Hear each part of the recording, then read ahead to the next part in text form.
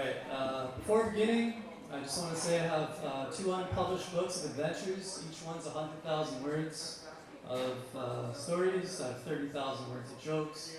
I started a third book in this style. I have another book on political theory, political economy, making it really accessible.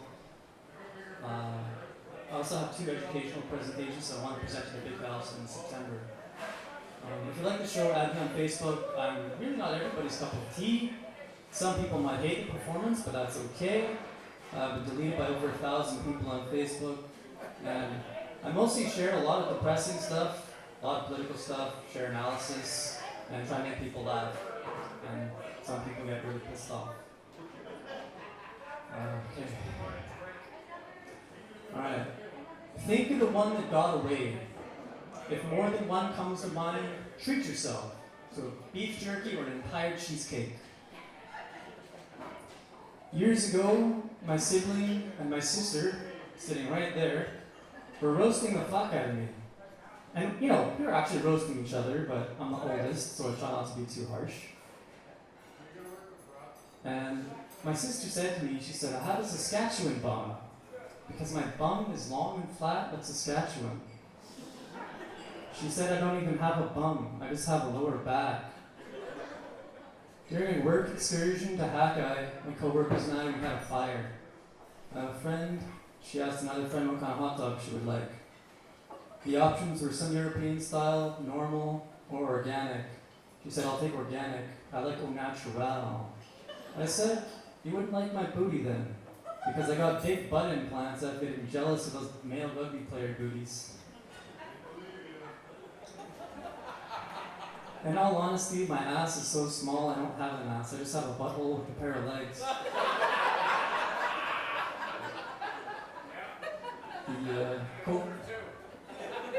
The CDC just updated the COVID side effects. The first one is you're sore and tired for 3 days. The second side effect is you get 20% hotter. The third one is you sleep 10% better.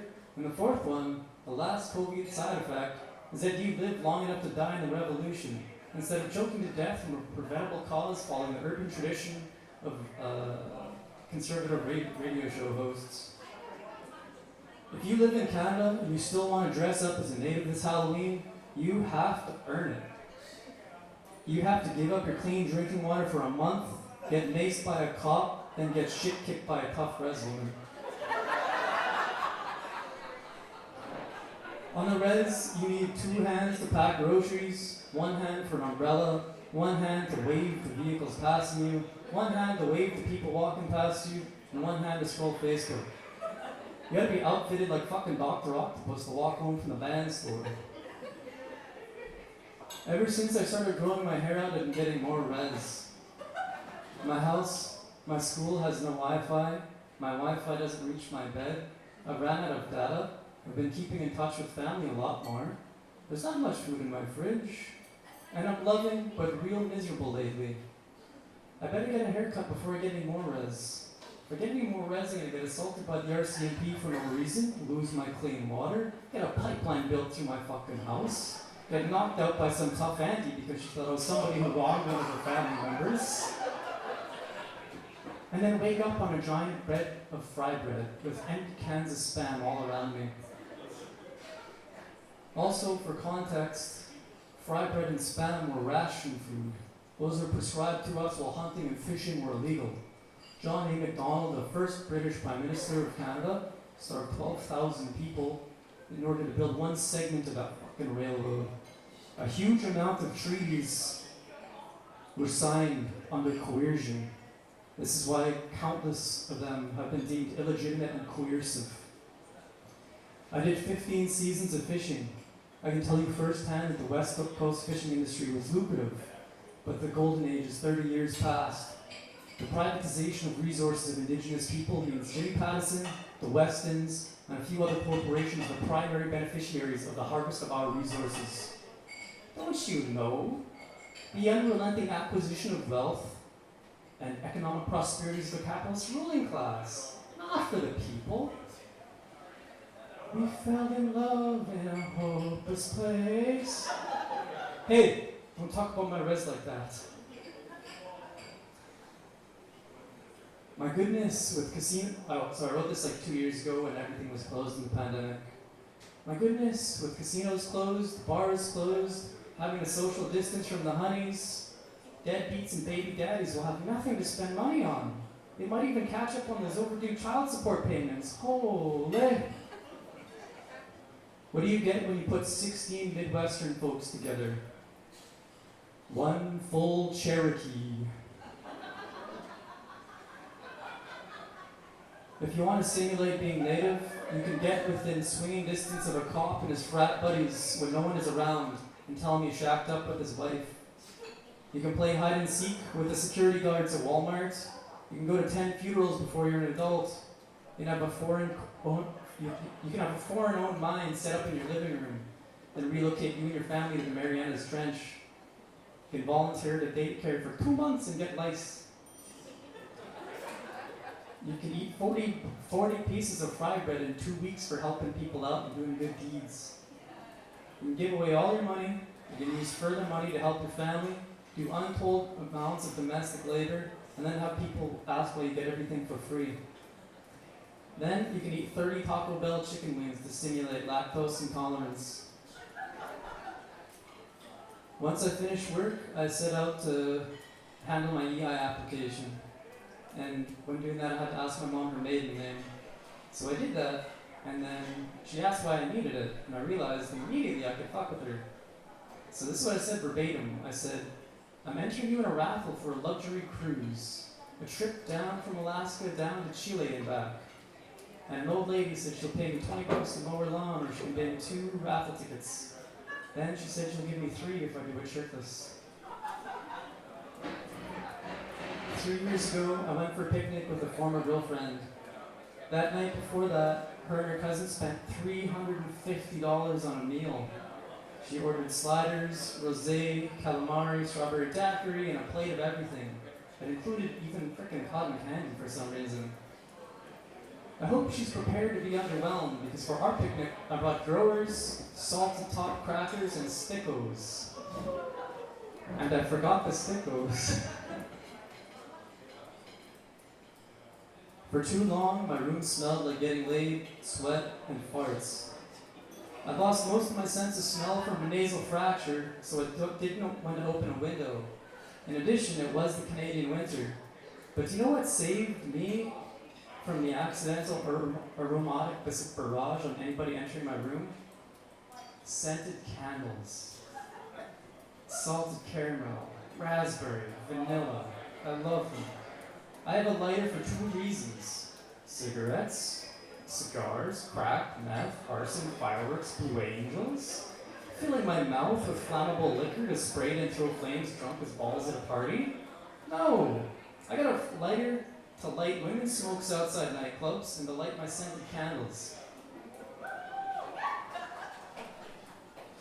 Imagine Saw and that little dude who puts you in a sauna and he gives you a pound of seaweed and he says you have 5 minutes to eat this. If you don't finish, you're dropped into a Mortal Kombat death pit, and at the bottom is every person you ever cut off in traffic, and your high school bully, all equipped with freaking phone books. I saw be kind, be free, be vegan, spray painted on a wall on my trip to work. A deep blow has befallen white guilt this day. The fall of the radical vegan began bright and early at the behest of some dick working for the city. It was not even 8:30 and it was already being painted over. To American moms, the Second Amendment is the right to speak to a manager. To the dude bro with the tribal arm tattoo, bring it in bro, I can't grow a beard either. Did you see all those memes where we're talking about like she's a 10 but this? I wrote a few of them. The first one was about dudes, and then I didn't want it all about women because like it's endlessly judging women, and that's the trajectory, the way things go. The first one is he was a 10, or he was a 6, but he became a 10 by starting a union, increasing local class consciousness, sending aid to material organizations and marginalized people, introducing locals to accessible theory, helping more people live with revolutionary optimism, and kicking a contractor in the nuts. She's a 10, but she can explain the sociology behind this meme and how it reflects the patriarchy and the unrelenting Western judgment towards women. They're a 10, and they're sharpening their Bowie knife for the dude relentlessly making posts, categorically reducing the breadth of their humanity to numerical value. On Monday, February 31st, the CDC recommended planting a little kiss on my forehead. Even if you're vaccinated, the CDC still recommends spooning before and after fooling around.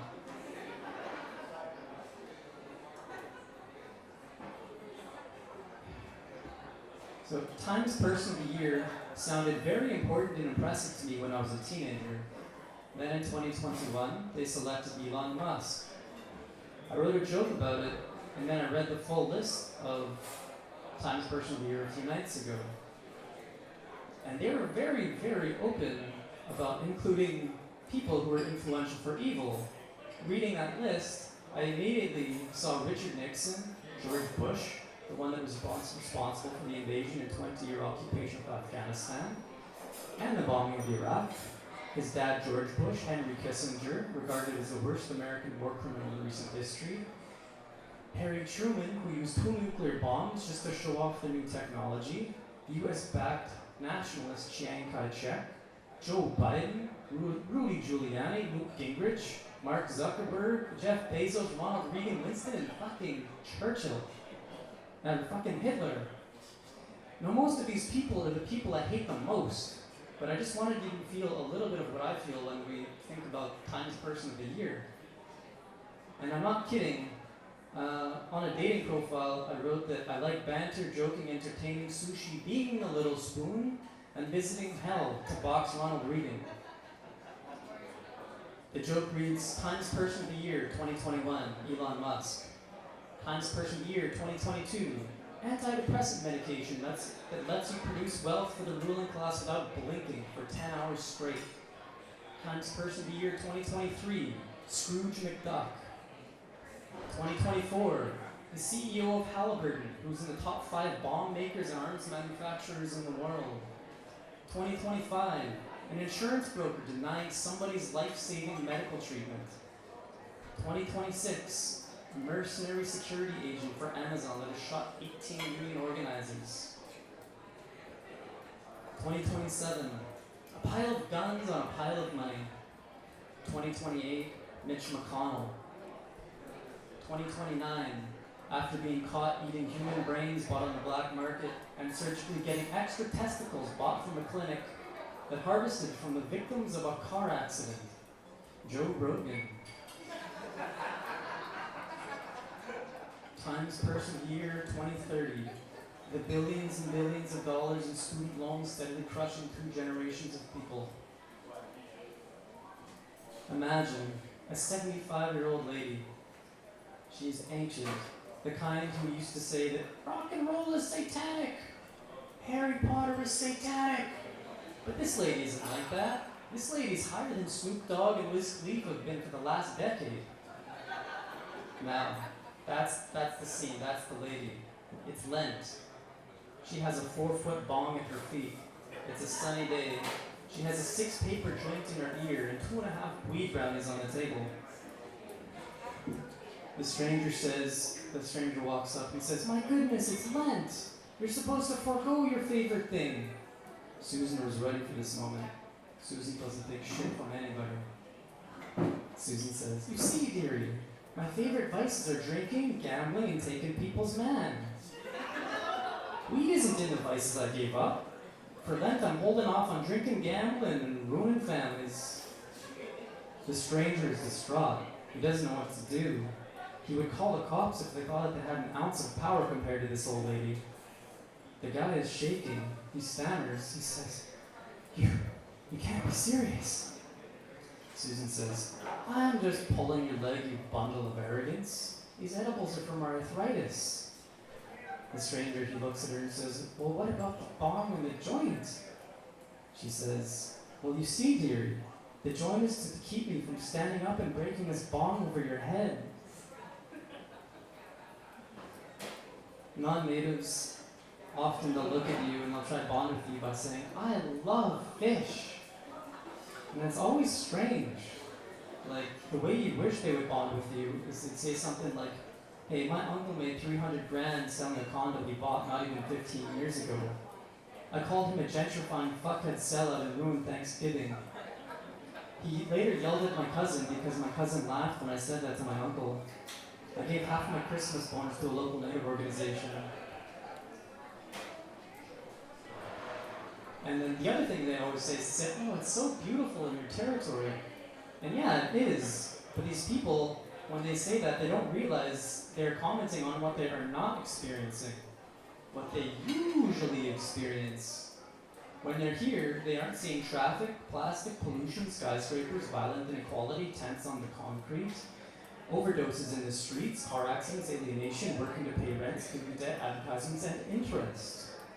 They aren't seeing the collective psychological suffocation of the masses. They tell you it's beautiful here, and what they mean is, wow, nature is beautiful when you don't turn it into profits and garbage. Being here and away from all that noise and suffering is an emotional and literal breath of fresh air.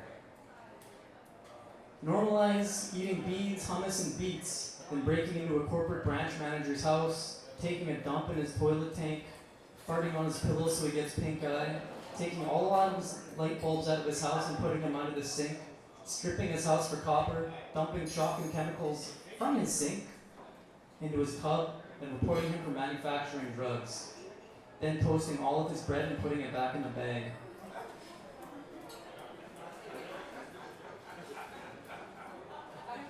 The other day, I was hanging out with this fine woman and we got hungry, so we decided to make some salmon. She said, baking it? Why not pan fry it? Did you run out of oil? I said, no, I have oil. U.S. military battering rams my door in. George Bush pokes his head in my door and says, my dad says you possess oil. I mean, weapons of mass destruction. Underpaid and abused imperialist cogs and imperialists in the U.S. war machine march into my home. George Bush shows me upside down legislation that his dad signed saying the U.S. is willing to spend $1.7 trillion bringing freedom to my house to acquire oil here. And then acquiring control of the oil is crossed out in crayon. The lady I'm with is alarmed. One of them asks his commanding officer if he can use a javelin missile on my toilet. The commanding officer says, green light, private! George Bush grabs the lady I'm with and yells, where's the burr? A sergeant trots over with a cooler. He opens it like a chest from the Legend of Zelda. He says, take a pick, W. There's Budweiser, Lucky Coors, Light, Pabst, and Blue Ribbon. George Bush does a 6-inch line of Coke. The javelin missile blows up my toilet. George Bush looks up and says, my daddy used to love that. The lady I'm with says, cocaine or beer? He says, both of those, but I meant unnecessary violence. My bathroom looks like a Jackson Pollock painting, but with shrapnel and porcelain. The troops, they take my canola oil, my coconut oil, and the olive oil that my auntie and uncle gave me. They verbally abuse each other in my living room. A crying private whispers through tears, all I wanted was an education. George Bush spills beer all over the place. They shoot my neighbors and leave. Dead animals and just-used fleshlights are strewn across the lawn. My neighbor's house is on fire. My friend is crying. I hug her and kiss her forehead. I hold her close and whisper, that's why I don't talk about oil. And for the record, this piece is entirely fiction because we all know there was no hot lady with me.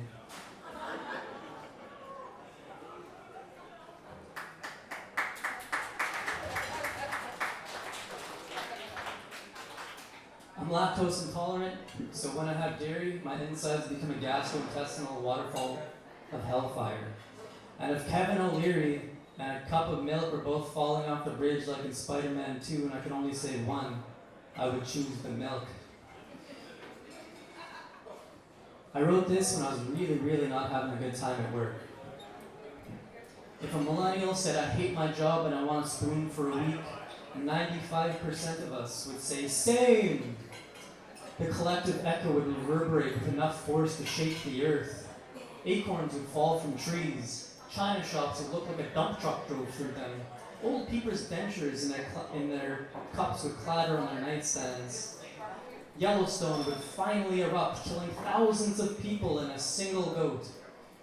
With glazed over eyes, insurance agents and stockholders would look beyond the loss of human life. They would see the damage and all the money that they're on the hook for. They would ready their razors in a hot bath. A silver single lining shines. The pungent, delectable scent of smoked goat wafts across the scene. Do you know how abortion is something that women have to deal with and not men?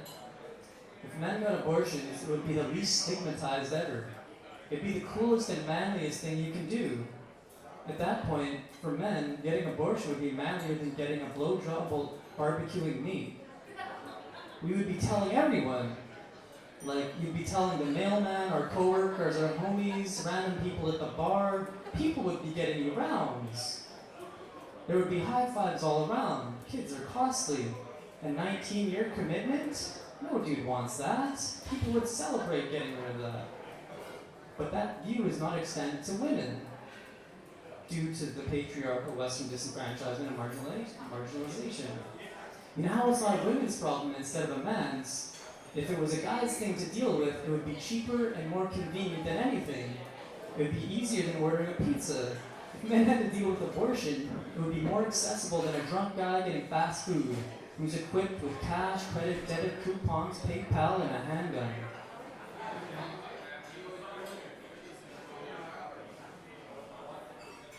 So it happened again. A few months ago, I got kicked out of high school. And at age 27, it happened again. But I'm not in high school anymore. I'm not even in college or university. I work at a high school, and my coworker was telling me a story about two women fighting her and her friend in a bathroom at a pub. And the teacher, whose class we were working in, she's like, "Hey, I've just got so much work to do. You know, could you please?" And I was like, "Oh my God, yeah, I'm so sorry. We can get out of here." My friend and I, we left the room and continued laughing elsewhere. I'm 27 and I got kicked out of a class in a high school. Again. But I'll tell you, I've been kicked out of many, many places in my life. And when I get kicked out, it's almost for a good reason or a weird reason. It's actually a struggle for me. Because as a writer, getting kicked out of a place makes for a really good story. Now, as a class-conscious person, I have the utmost respect for service staff, so I can't just be a dickhead and get kicked out of places. I've been kicked out of a Starbucks for staying in there for 3 hours during a date, and it closed. Boring as hell. I got kicked out of my college library twice. Once because I did my work too long and it closed, and the second time because I did my work too long and then I napped and it closed. Boring again. It's not like I slept with the librarian in the back room or boxed the security guard. I took a nap and did my homework. Most of those stories just really suck, but I have a few drastic ones. I got kicked out of a nightclub in Vancouver. It was in Caprice, and if you touch something, there's a lot of nerve endings in your fingers, so it helps you relax, and it helps you stabilize when you're too drunk. So I was doing that, and some random ass bouncer, after 10 minutes, he looked at me, he's like, "Hey man, you gotta go." I was like, "Dude, I'm not causing any problems." He's like, "No, you gotta go, man, you're too drunk." I'm like, "Dude, I'm just trying to convalesce my cochlea." And he looked at me, he's like, "Get the fuck out of here." And I left immediately. I've been kicked off the beach twice. I'll tell you about one at the end. I've been banned from Tinder because I had an environmental photo posted and I got reported for being political. I've had 21 Facebook bans. Most of them are boring. Facebook is a billionaire-owned corporation and makes huge volumes of money by helping uphold hegemony and the status quo. If you speak hard against injustice, you get banned really quickly.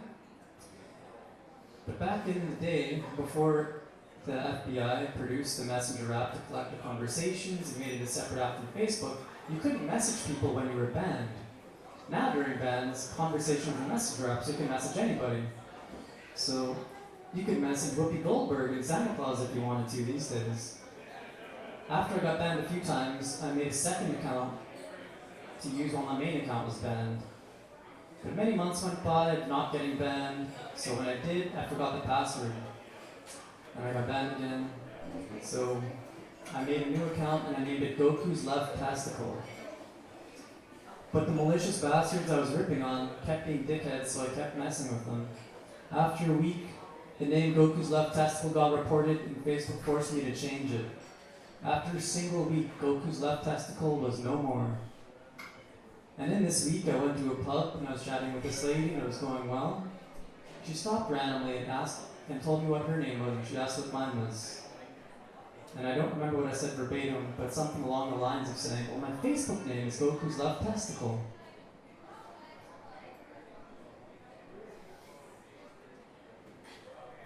After that, I kept messing with people, and it got reported again, so I had to change it. So I changed from Goku's Left Testicle to Goku's Right Testicle. And that got reported after 3 days, so I had to change it again. And Facebook knew they couldn't fucking trust me anymore, so they made me send them a picture of my ID to prove that my name was actually fucking Alex. One of the last Facebook bans I had was funny to me though. I had argued for 9 days with a particular demographic, and a group of dudes who really should have known better were arguing that fat phobia doesn't exist.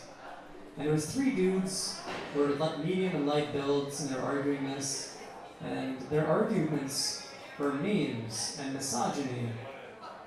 Not the most compelling arguments. Like, they didn't even understand that those things reinforced that it wouldn't be them experiencing that. And after 9 days, I was burnt out and I had no patience left for these particularly unrefined dudes. I told them I hope they get cancer, COVID, and hepatitis. I'll mention 4 more bans and I'll move on. I've been kicked out of a pub for banging in the bathroom. I've been kicked out of Earl's, not for banging in the bathroom. I've been functionally kicked out of my high school for defending myself. And the last one was the best one. It was the first time I did comedy. After going out, eating and drinking and having a great time, we went to my friend's coke dealer's house. Now this is a 10-minute story, but I'm still scared of them, so I won't mention any details. After about 7 hours of drinking, they asked what I wanted to do in life. It was about 4 a.m. Everybody was coked up except me. I just had 7 hours of liquor in me. I performed and it went well. One of them I had bonded with was yelling, laughing, and adding jokes onto my set. They have a company somewhere, and they said they were starting a talent company there. So I could go with them and party with them, and they'll sign me for 20%. I very hastily agreed. And I was 21 or 22 at the time, and I managed to piss them off, and they banned me from their place. For the next 5 months, I feared for my life, and I won't mention any details because I'm still scared of those guys. So officially, I did comedy that night, and once for some strangers and 2 friends while they were doing karaoke. A dude randomly asked if I do comedy, and I told him, a little bit. And I have tons and tons of jokes and none of that punching down bullshit. They asked me to perform, so I did, and it went okay. And I'll perform for you, but I perform for them now. I was drinking at Kevin's, and it was my second time partying there. I randomly loudly proclaimed, "Man, I appreciate Latasha. She's the only person who strongly respects my consent." I had gone to the bathroom to take a leak, and when I emerged, some random people said, "Hey, take Alex. Alex likes deep talks." So a lady walking by grabbed me and brought me to the bathroom with her. And I didn't know her. She began venting to me a ton, and then pissed loud as fuck. I turned around and faced the door. I wanted to be like, "Lady, you know I'm actually straight, right?" A meme came to mind, the one that says, "Good pussy pisses loud as fuck, and when I piss, it sounds like frying chicken." I silently laughed my ass off while she was still peeing and venting to me. I just had my eyes closed and I leaned against the wall and I was trying to get my bearings straight. I was so drunk and tired. She finishes the longest therapeutic pee with a stranger ever. Unrelated, if I had 1 testicle for each dude I should have thrown on his head for saying something dumb to me in the last 2 months, I would have 2 testicles. That sounds like it's a theoretical number of testicles I have. Sorry, ladies, I have a boring standard number of testicles. Saying this out loud, I probably sound like I'm lying. Like, hi everyone, I totally have 2 testicles. I don't have 3, or 1 ruptured one, like former Canuck Sammy Sallow. I totally have 2 nuts and not like half of one due to an unfortunate incident with a weed whacker.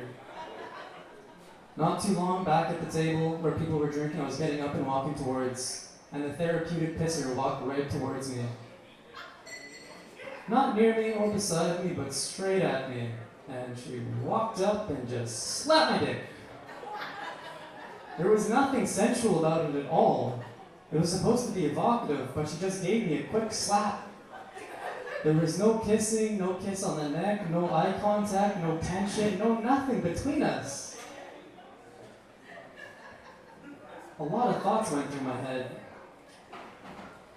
The first was, Miss, if you wanted to feel more than a soft gummy worm, you shouldn't have put that shot in my mouth earlier. Then, hello, I hate to inform you, I'm a grower, not a shower.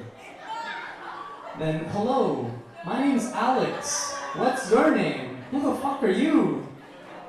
The next time I see her, I'm gonna call her the Bella Bella Dick Slapper. She utterly failed to make it sensual. It was as if she was playing Dungeons and Dragons, and the dungeon master goes, the therapeutic pisser approaches with romantic intent. She rolls a 1. She abruptly slaps the dick of the male. So my second time doing comedy was doing this bit for those folks who were just minding their own business, trying to fucking enjoy karaoke.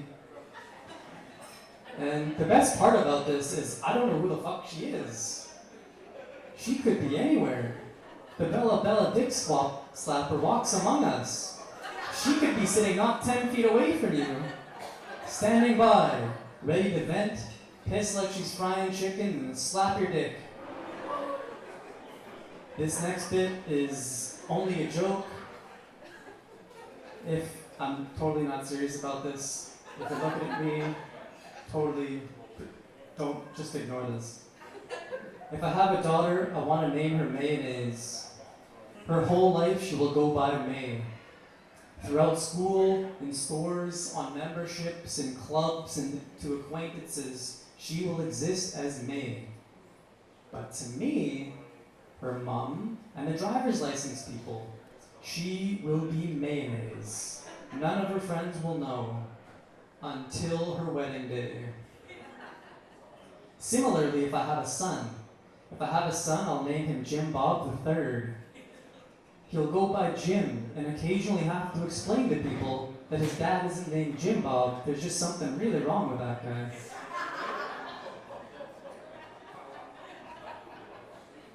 A former coworker came back to our village for a visit. She was telling a student about, she was telling me about a student of hers that was asking about my gender. She was using a Facebook post of mine to teach her class something, and her class was mostly boys. She told the student my gender doesn't matter, and then she said to me that she actually never thought about it, doesn't know my gender. Then she said she doesn't know if I have a dick or a vagina. Now, I was giggling too much to explain gender versus sex, the American history of it, etc., but I began immediately to wonder what generally demarcates and defines what a male is to her. Is it misogyny? Reactionary tendencies? Unprofessional conduct in the workplace? Flirting in the workplace where you're really not supposed to? Professional misconduct? Sexual harassment? Making unsolicited comments about your body or appearance? Are these really the things that inform said person possesses a dick? This is why I was flattered when she didn't know I was a dude. I'm a dude and I'm straight. I've just done a lot of healing and learning. What kind of marks a lot of men as men is kind of a lot of shittiness, unfortunately. We have so much healing to do as men, and I think a huge amount never start. I've done a ton of healing. It took it years and years, and education and time made it so much easier. As men, we're taught to value each other based on the amount of women we're desired by and the amount of money we have. Now, this extremely narrow criteria strips us of the values that foster humanity, and it replaces our personality with garbage. This destroys our empathy, sympathy, our solidarity, and our love. But we are more than the amount of women we are desired with, or desired by. We're more than the amount of women we've slept with, and we're more than the amount of dollars we possess. That all guys are. Every fella needs to know that we're not required to live within the psychological confines given to us as young developing men. Read up 2 or 3 articles on bell hooks, then open Spotify and find the Rev Left podcast episode on bell hooks. It'll change your life. I posted this a few years ago. While I was waiting for the bus, 2 transit cops stopped and talked to me. They said I matched the description of the woman they were looking for. If anybody needs me, I'll be fighting 6 men and dragging in a minotaur with my bare hands in an attempt to restore my masculinity. Do you ever hear people use the term touch grass? It means like get off the internet and go outside. I need someone to touch my forearm and say your cheeks are high and your chin is smooth. Smoother than the flow of Western propaganda from people refusing to decolonize and combat liberalism, outside and within.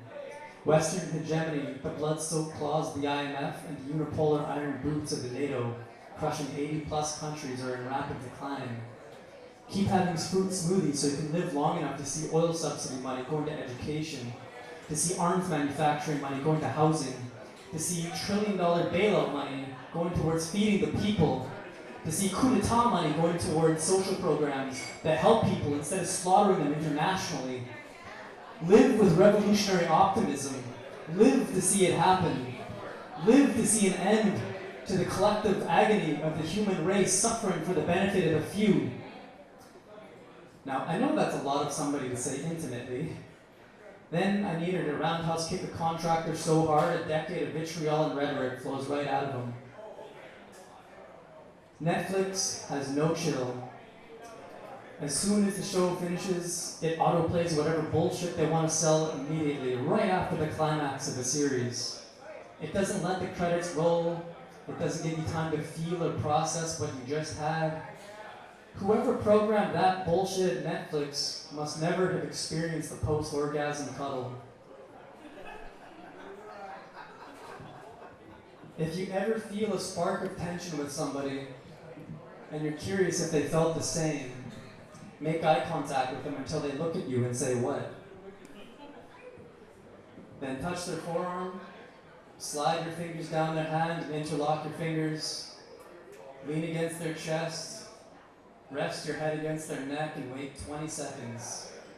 Then get on your tiptoes and whisper, "Death to colonialism." Imagine a dark, shadowy figure in a cloak, like death. He says, "What would you say if we could help you sell misogyny and get famous? What if we said all you had to do is promote transphobia, be a father figure to the maidenless losers on the internet, chirp about God and Antifa, sell out to oil chauvinism, get shit kicked by the Yugoslavia-hating sniffy boy professor, and toss word salad at unloving males? What would you say, Peterson?" The disgraced Kermit the Frog fuck professor of transphobia says, "You would do that? You would do that for me?" I want Bruce Buffer to be the speaker at my funeral. Imagine him with a microphone looking at the camera going, "It's time! In this coffin!" The context of this is making fun of the most fucking cringe dude I've ever seen. I refuse to body shame the guy. However, he's the most obnoxious motherfucker you've ever seen. He posted a photo of himself in a fedora and a quote, and the quote reads, "In this moment, I am euphoric. Not because of some photo god's blessing, because I am enlightened by my own intelligence." So this piece is making fun of that guy. I'm high off of atheist euphoria. I head to the local convenience store to replenish my ever-dwindling reservoir of Monster energy drinks and chicken tendies. I see a 9 out of 10 blonde woman in line. She doesn't look like the type to become snob. I'm having everybody kiss her ass or suck up to her. She's beautiful. She looks like she'd be a preschool teacher or something. Armed with a high IQ, a vape pen, and my lucky fedora, I begin charging my power level. The 8 fidget spinners on my belt begin spinning on their own. The pickup artist forum said it's all about confidence with women. Beads of sweat made of pure mountain dew emerge on my brow. A cotton candy vape cloud surrounds me. The woman and I lock eyes. My confidence is peaked. I bellow, "Now, mittens!" I throw my fedora off to the left. My pet tiger bursts through the wall. The fedora lands perfectly on Mitten's head. She lands with the grace of a gymnast. The woman's jaw and Slurpee drop to the floor. I say to the cashier, "Excuse me, sir, do you have any extra large condoms for sale?" He says, "Take your virginity and get the fuck out of my store." If you ever step on a welcome mat barefoot the day after it rained, it feels like your foot warped inside Frosty the Snowman's ass. When I was at BCIT, I was throwing bits of eraser at the lady in class, just ripping them up and throwing them at her. And after about a minute, she just stops and goes, "You didn't have many girlfriends in high school, did you?"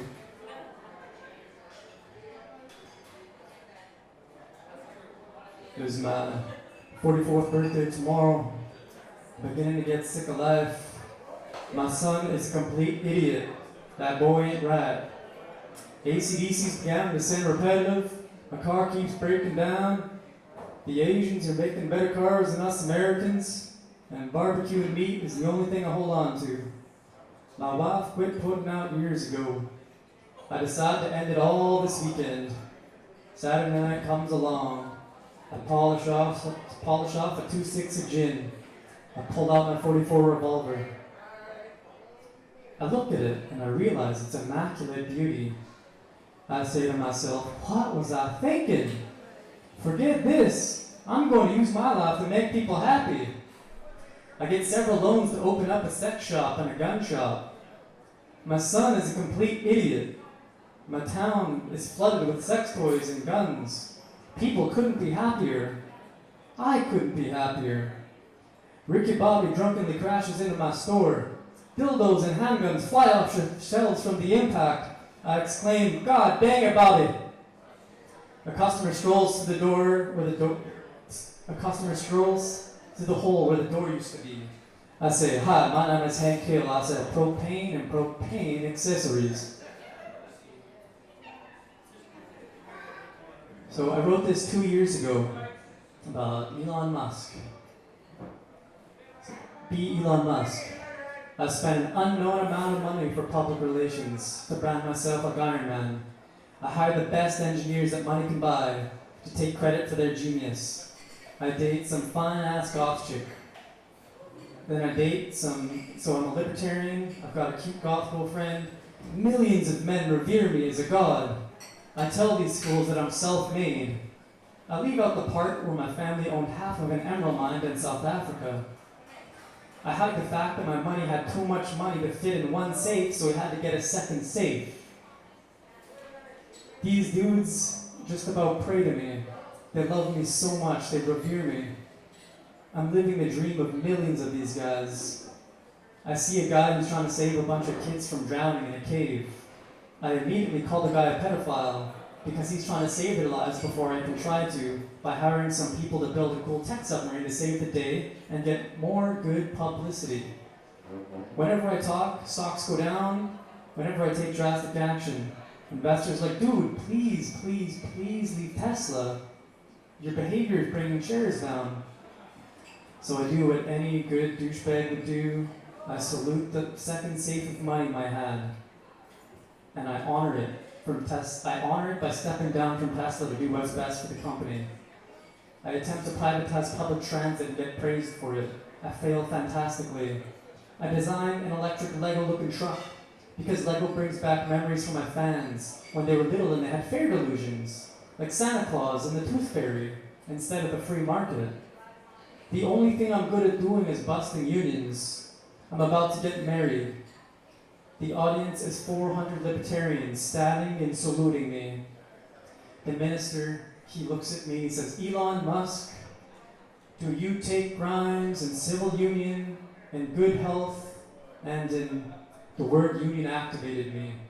I clutch the minister by the throat and start screaming, Union! Union! Union!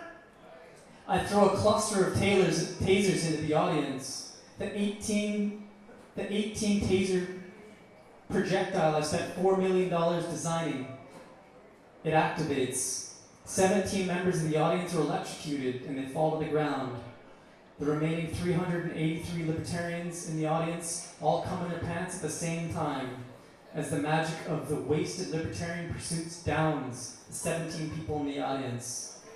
The last taser of the 18 taser projectile hits Grimes, my soon-to-be wife. I've been screaming, Union! For 6 minutes straight. Grimes says, all right, I'm about to head out. This is enough. She pulls the taser out of her and walks off. The 383 conscious libertarians who just finished coming in their beat-up trousers each shed a tear. One of my flamethrowers explodes in the distance. The tasers electrocute them for 6 hours instead of 6 seconds. I must have made a miscalculation. No. Couldn't have been me. One of my engineers must have made a miscalculation. Our hearts were pounding. I was euphoric and exhausted. Her eyes were closed. Her naked body was glistening. Choke me, she moaned. I moved my spoons full of cinnamon slowly towards her mouth. Post-nut clarity is the only time we are not complete idiots. Hollering, go fuck yourself at the machine while you're on the phone on hold is not normal, but on low blood sugar it is. One of my goals is to become so famous that women look at me the way they look at a 6'8" Ryan Gosling. When a woman has too many guys flirting with her, she'll slowly post more and more about her zodiac sign to push them away without them even noticing. When you tell a hot person, a rich person, or a powerful person no, you're doing God's work.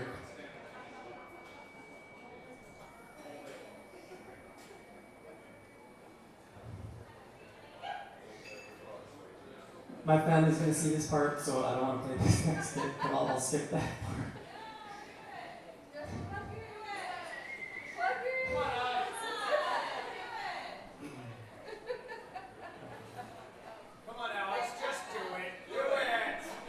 Alright, hold on.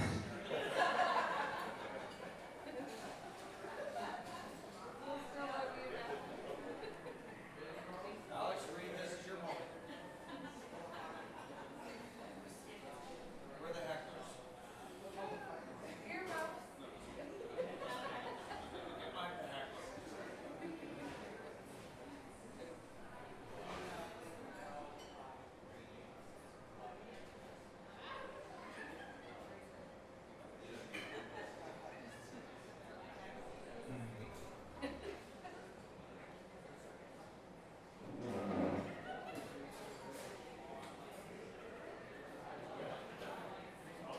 Okay, so this bit, it's my Greek friend. Plug your ears, Alyssa. And if my mom watches this, please don't watch this part. My Greek friend, he was sexting his girlfriend, and he's Greek and she's Italian. And he sent me these voice clips, and I got permission to post them.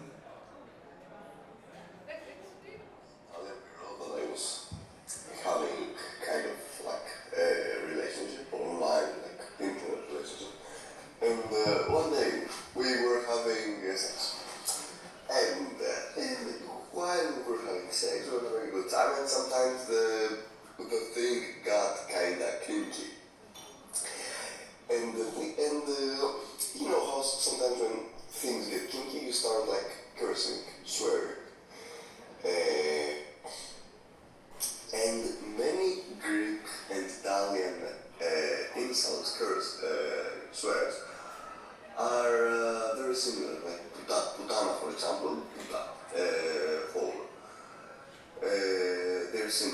they're the same.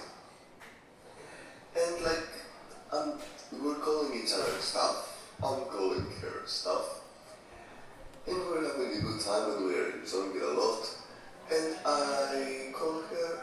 I decided to call her Cariola, which means like a slut in Greek. And I thought it'd be the same, kind of the same in Italian because it sounds kind of Italian word, Cariola. And she starts laughing the shit out of her suddenly, completely immediately. And I'm like, bro, what the fuck is happening? Why are you laughing? And she says, what did you call me? And I say, Cariola. And she's like, do you have any idea what this means? And I'm like, no. And it's like, So he's talking dirty with her, having a great time, and he calls her Cariola in Greek. And Italian, Cariola means wheelbarrow. And he mentioned it, and he's like, yeah man, I still talk about it with her like fucking 4 years later. I still go, do you remember that time when I called you a wheelbarrow?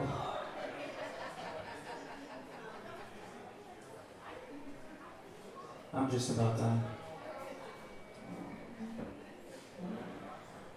So I wanted to end with a story from the lady when I got kicked off the beach. We were all drinking at English Bay and it was beautiful out. She just randomly looked at me straight up and goes, do you want me? And I was like, I'm seeing somebody right now. And she immediately just started crying. She leaned into her friend and sobbed so hard to her. And her friend started berating me. She's like, you know what? Fuck you, Alex. You're a piece of shit. You're a fucking piece of shit, Alex. I was like, whoa, what the hell? And for several minutes, she just kept attacking me and saying a whole bunch of shit. And her friend was crying so hard. And I looked at my friend who's dating her, and he was as confused as I was. And she just kept losing it. So I was like, you know what? I got work to do. I'm going home. You guys have a fucking good one. And I left the beach. So that was when I sort of got kicked off the beach. The four of us actually got kicked off the family beach a year after that because they were drunk as fuck.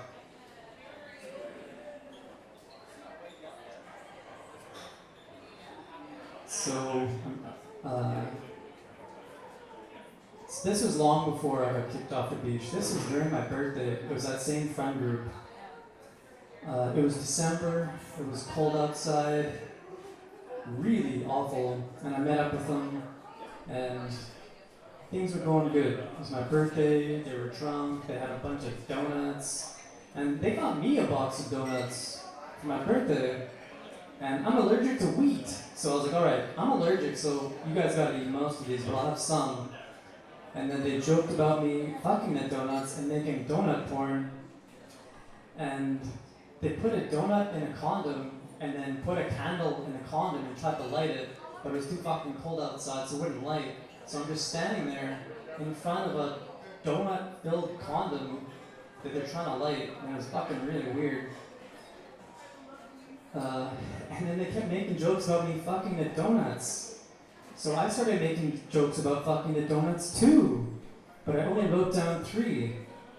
And the first one I wrote was, a donut wouldn't take the kids. The next one was, if you see me at a Tim Hortons, it's not because I'm hungry.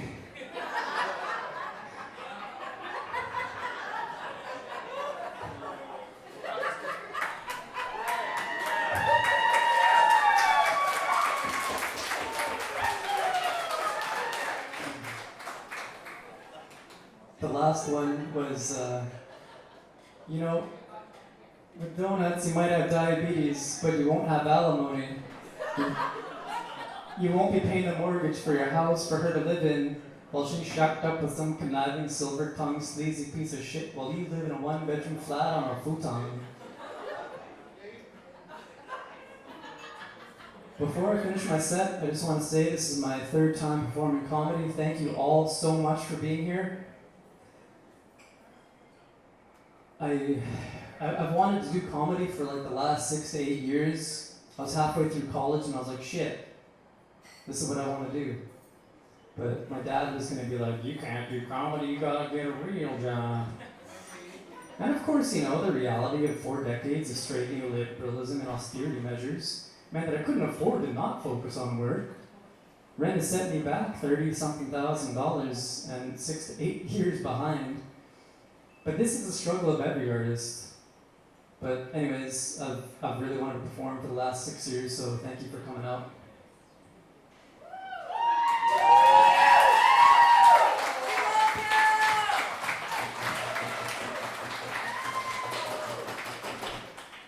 So I have a recommendation and one story to end with. I want to recommend the Seriously Wrong podcast and the Rev Lev podcast. I want to recommend reading Dr. Michael Parenti. He's a wicked political scientist with 20 books and tons of lectures online. I'll finish with one conversation and that story. So I sent the poster to the group chat with my brother, my sibling, and my best friend. And my best friend was like, good fucking luck, man, don't get a boner on stage. I'll try not to, man. And then my brother said, be careful, bro. Don't want you getting stabbed by a sporty. I said, yeah, don't worry, bro. I cut out most of the political material and I toned it down a lot because I want to be able to come back here. And he says, you're there to perform and entertain people, not fucking piss off everybody in the house.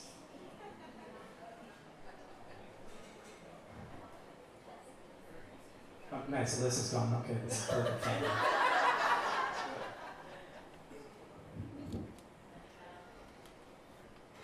So, those people who I went out with, the lady who got kicked off the beach, my buddy who's fucking really funny, he's diabetic, he has tons of good shit. But I was drinking with him, we went to his workplace, we got fucked up at Taco Fino. And thankfully he doesn't work there, so I can tell this next bit. Out of nowhere, he fucked off half an hour to fuck in the alley. And it was my birthday, I was like, where the fuck did this guy go? Get the fuck back here, man. So yeah, he was fucking in the alley for like half an hour. And then he came back, and I was like, you bastard. You did the dirty, didn't you? And he's like, you little shit. But that girl who cried really hard, she kept flirting with me and this Australian DJ. And she kept flirting with us a lot. And then she kept joking about having a three-way with us. And I was like, oh, what? And then after about an hour or two, it was going really good, and I was like, I might have a three-way with the DJ later. After an hour or two, she mentioned a boyfriend. It's like, oh, so it'll be a four-way. But we went back to their place. The condoms that they put the fucking donut in and tried to light as a birthday cake, I still had a bunch left, most of them left. So that girl, she asked me to borrow some because she wanted to get frisky with the DJ. And she kept flirting with both of us. And then it went on for so long. So long it went on. And then we were there and she was wasted and he was wasted and I had my condoms and I didn't want any part of it. I was like, fuck, I gotta get out of here. I want a good story to write about, but I don't want to have a DJ. I don't want to have a three-way with a DJ. And then she kept flirting so much, and Spit it out!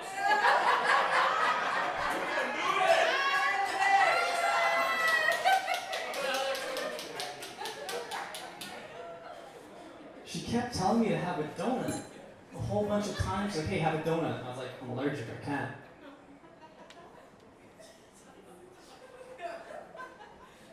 But she kept trying to tell me to have a donut, and she kept being like really handsy and really touchy. And then she tried to be seductive with it. And I was giving her space because I wanted her to like,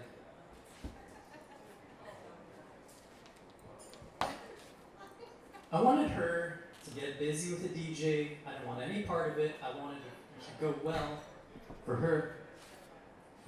I wanted no part of that. I just wanted to write about the night so far. And then she comes over and I'm kind of sitting on a couch like this. And then I'm giving her space. And then she comes over and she leans on my chest. And she puts her mouth right up to me. And I'm looking at her mouth and she whispers, "Have a donut." And I whisper back, "I'm allergic." Thank you, everybody.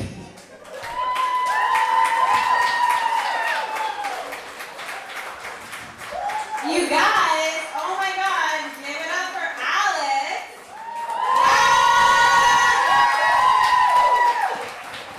Amazing.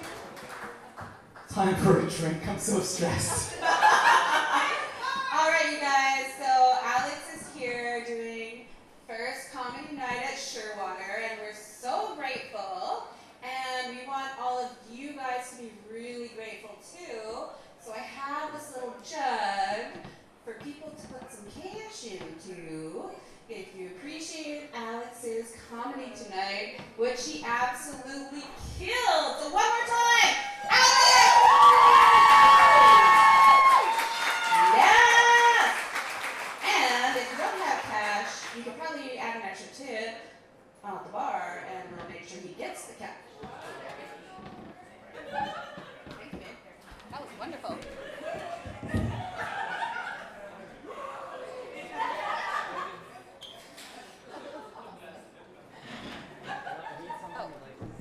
And I'm just going to leave this little tip jar right up here.